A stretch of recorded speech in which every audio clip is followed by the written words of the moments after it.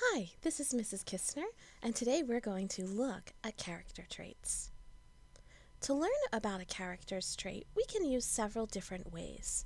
One way is direct characterization, a character's words, a character's actions, and what others say about the character. Direct characterization occurs when authors come right out and tell us a character's traits. We're going to read a short description of a character and look for the character trait. Arthur peered at the wall in frustration. He did not always pay attention in school and never had good grades, but Arthur was patient and he liked to solve puzzles. He would find a way to climb this wall. What is the character trait in this description? Arthur is patient. Another way to learn about a character's traits is to look at the dialogue. The dialogue is what a character says, or the character's words. Here's another example from the same story. What character traits can you think of for the character of Liza? Liza looked at the wall. "I'll be able to climb it," she said. "I can climb anything." Arthur didn't comment, but watched as Liza took a few more steps toward the wall. "Piece of cake," she said. "I'll be up and over in no time flat." What trait can we think of for Liza based on what she says?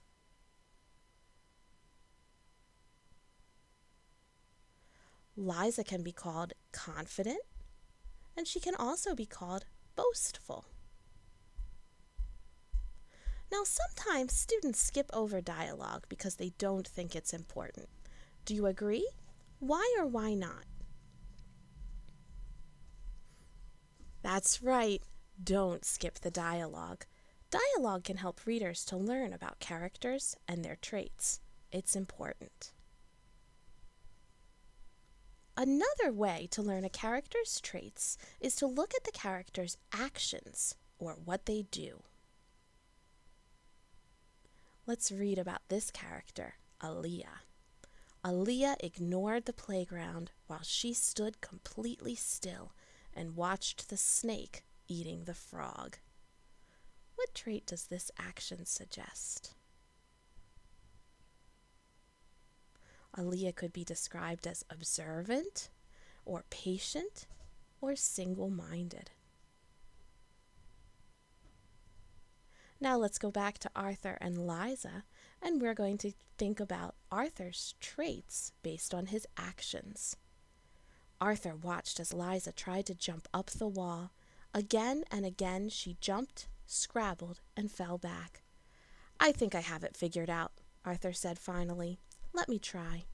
Then he walked up to the odd-looking stone that was next to the wall. Tipping it back, he found the lever that he had guessed was hidden there. He pulled the lever. For a moment, everything was silent. Then, ancient gears creaked and groaned. Vines stretched and snapped as the wall moved away. "That was amazing," Liza said. Arthur just shrugged and smiled slightly. What trait do we see from Arthur's actions?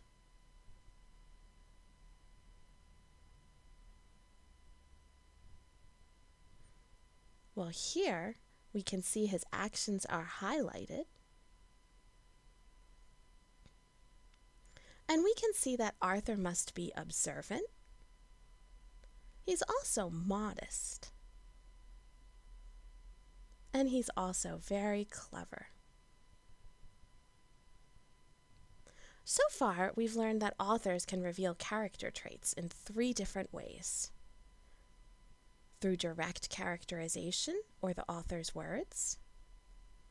Through dialogue, or a character's words. And through a character's actions. Another way to learn about a character is to look at what others say about the character. Here, we're going to read what Mrs. Leeds has to say about Arthur and Liza. "I hope those children don't get into trouble today," said Mr. Watts. Arthur won't get into trouble, Mrs. Leeds, the housekeeper, said. He's never given me a day of trouble. But that Liza, give her 15 minutes and she can undo the world. What character traits do these words suggest?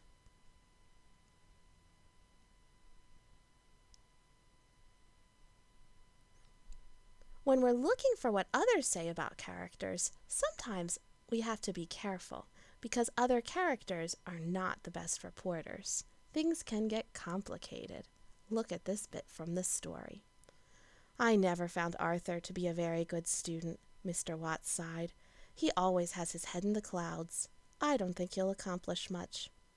That's better than making trouble, said Mrs. Leeds. Is Mr. Watts accurately describing Arthur? What else do you know about him? As you can see, it can get complicated. Characters like Arthur and Liza are interesting mixes of different character traits, just like every real person. Characters who are like real people are called round characters. On the other hand, flat characters do not seem real. They do not have an interesting mix of traits.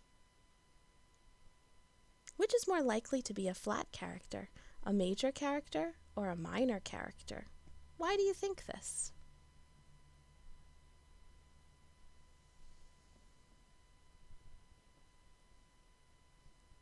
So now we're at the end. In your own words, explain the idea of character traits.